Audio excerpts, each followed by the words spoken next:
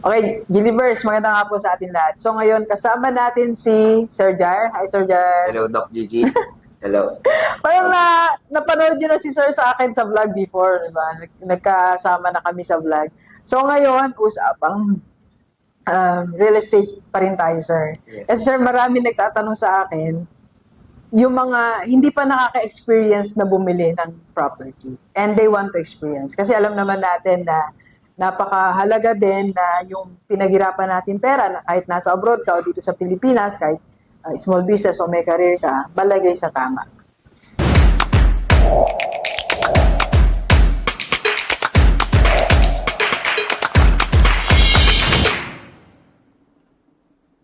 So ngayon, Sir Jar, dito sa atin, mag-aaralan tayo. Okay, Doc. Okay, so bibigyan mo kami ngayon ng tips kung paano ba makapagsimula. Ang tinatawag nating first. Yan. First investment property. So, kunwari, sir, ako ay ordinaryong nagtatrabaho. Ano yung mga dapat kong i-consider? Okay. Number one, ang dapat nating consider is yung capability natin. Okay? Bakit ko sinasabi na yung capability? Para rin po sa mga viewers natin, lalo dito sa mga delivers, no? Yung salary po natin, o yung income natin, ang ina-acknowledge lang po ng mga financing institution, like ng bank or ng Pag-ibig, is only 35% ng kinikita natin. Okay. So, for example, kumikita ako ng 50K, sir. Tama ba? Yes.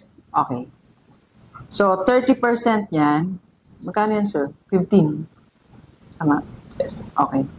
Ano pong tawag natin yan? Okay. So, for example, ang isang employee or nagtatrabaho, kumikita siya ng 50K, ang allowable na pwede nilang i-monthly Ay, sa- 15K. ay 15K. Oo. Okay. Kaya pag kukuha po tayo, kaya ba natin mag-monthly ng 15,000? So, ito yung first consideration mo. First Sa bagay kasi, pag hindi mo inisip yun, basta 50% pinababay, hindi ka rin mabuhay na maayos. Yes. At hindi rin siya tatanggapin ng financing institution.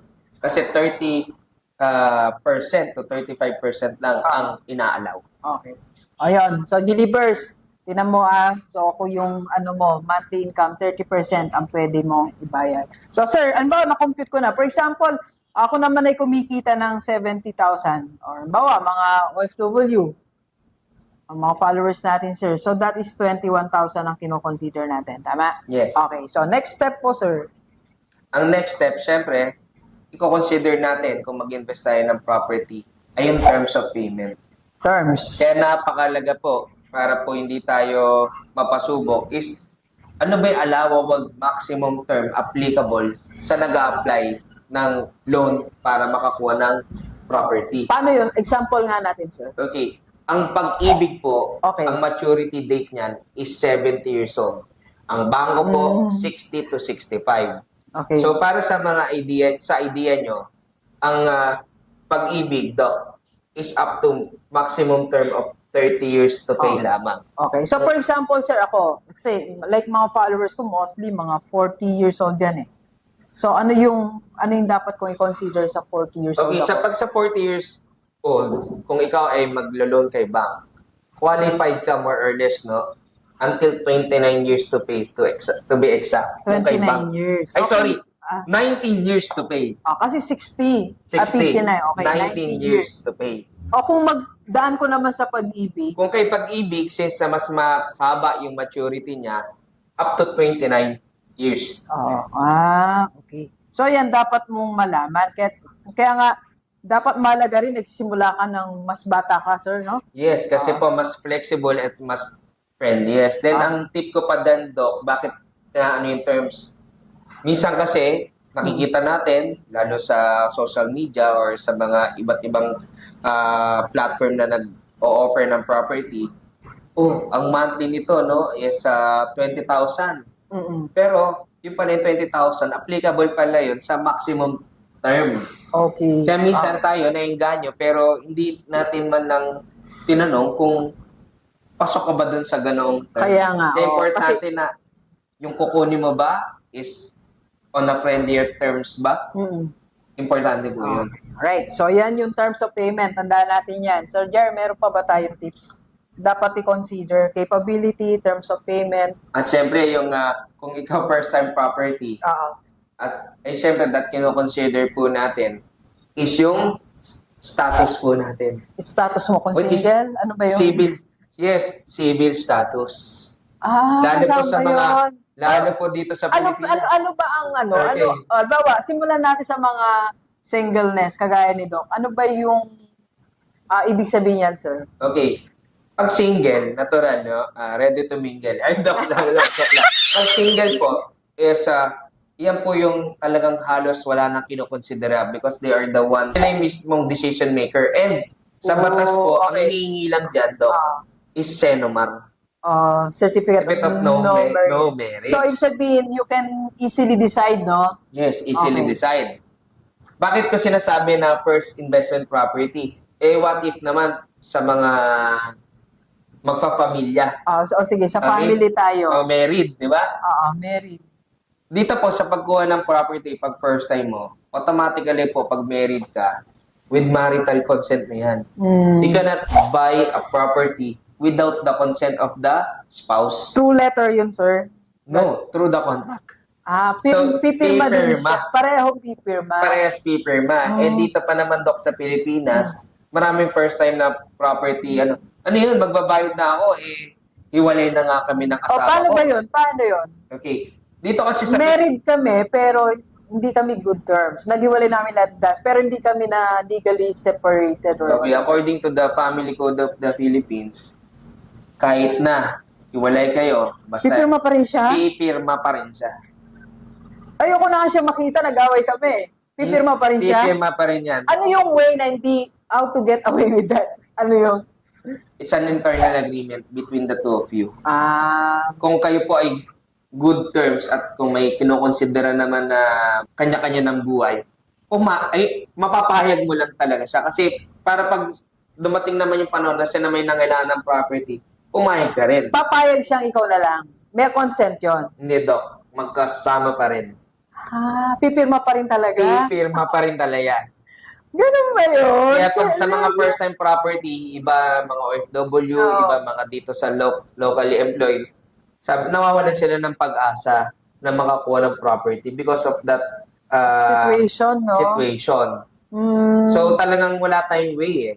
Kailangan natin, Doc, alamin na kung yung partner ba natin, kung good terms ba tayo, pipirma ba siya or not. Lalo na kung married tayo. Sorry to ask, sir, for ano yung kasi bank loan yun, no? Ginagamit natin yun. Yes. What if, paano ba? What if cash? Okay, regardless. Kailangan niya pa din? Kailangan pa rin pumirma. No. So, kaya nga po, may mga client kami, hindi, babayaran ko naman ng cash. 'Di ba? Ayokong kasama yung asawa ko dito sa titulo kasi pinaghirapan ko to. Kaya nga. 'Di ba? So, regardless po kahit cash. Kasi may family code of the Philippines. So anyway, mag-usap silang dalawa. Yes. Or kung ika-cash naman, pwede naman nila ipangalan to someone that is legally na pwedeng umano ng mag-sign ng kontrata in behalf of them. Okay, so next, sir, dahil sa status, ay meron ka pa ba na tips? For example, OFW? Okay, at syempre, no, kung tayo po ay kukuha ng first-time property natin, ano ba yung gagawin mo sa property? Yun. Maganda yung purpose, no? Yung purpose. Okay. Kasi, syempre, hindi ko mo may pera tayo, walang din tayo nakuha. Kasi, Doc, kung first property mo yan at for investment, okay naman po yun. Okay naman po yun. Pero, dapat clear sa atin kung anong gagawin mo. Totoo naman na pag nilagay mo yung pera mo sa property, mas malaking chance na mas tumaas kaysa nasa bank. Pero tandaan po natin na meron pong mga taxes involved din dyan.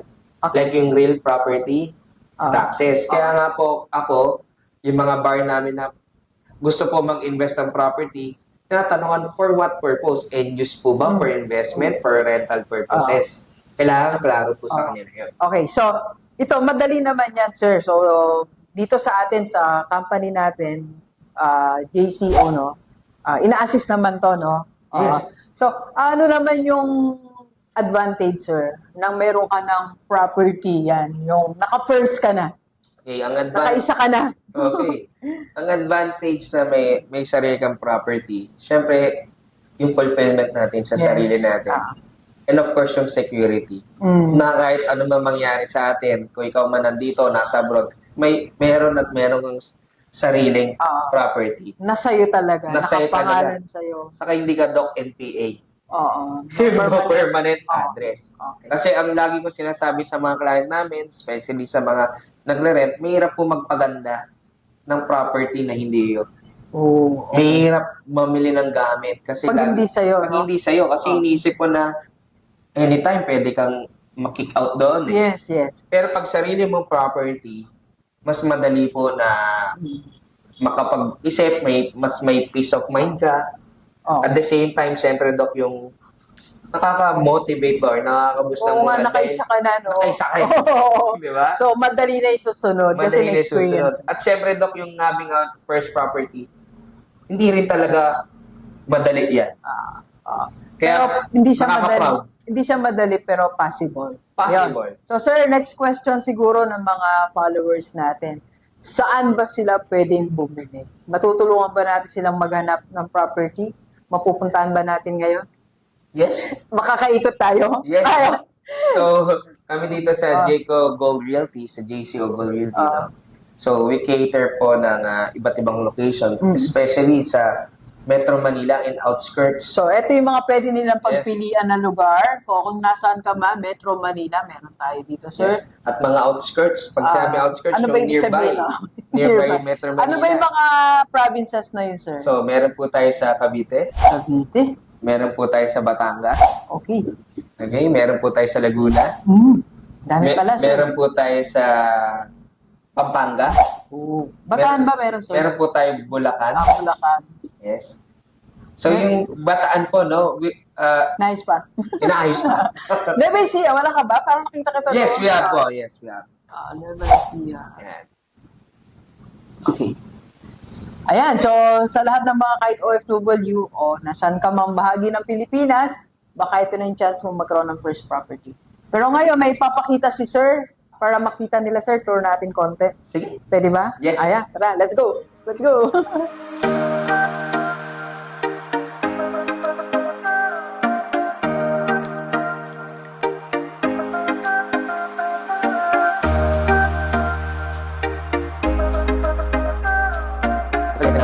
Akala nila, scam. Sasabi ko kung sakay. Pwede kayo mapunta dito, Adjili first. At syempre, tayo lang ang contact group. Mag-message kay Doc. O kung ano ka, pwede magpadala ng sending. Yes.